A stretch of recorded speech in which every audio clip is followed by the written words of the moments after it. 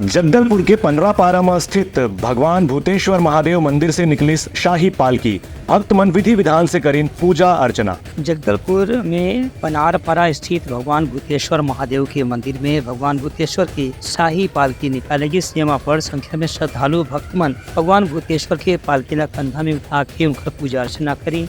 पिछला 3 साल से यहाँ भगवान भूतेश्वर भोलेनाथ के पालकी नगर में शोभा यात्रा के रूप में निकाले जाते। माँ जगदलपुर बस्तर के अलावा तीर्थघार के लोगन मन भी बड़ संख्या में शामिल होते। यह मौका में विधिवत पूजा अर्चना वर पंडित रोमित राज डहार ने हर प्रकार के रस्म के निभाए की व्यवस्था करेगी। रही से इंद्रावती नदी के तट पर स्थित लक्ष्मी नारायण मंदिर के परिसर में यहाँ भगवान भूतेश्वर के विशेष पूजा अर्चना और अभिषेक के इंतजाम सावन के महीना में हर साल करे जाते। ऐसे मान्यता है कि भगवान भूतेश्वर के पूजा करे से हर प्रकार के मनोकामना और मन्नत पूरा हो जाते।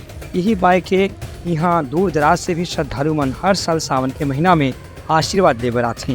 Bureau report Langha news.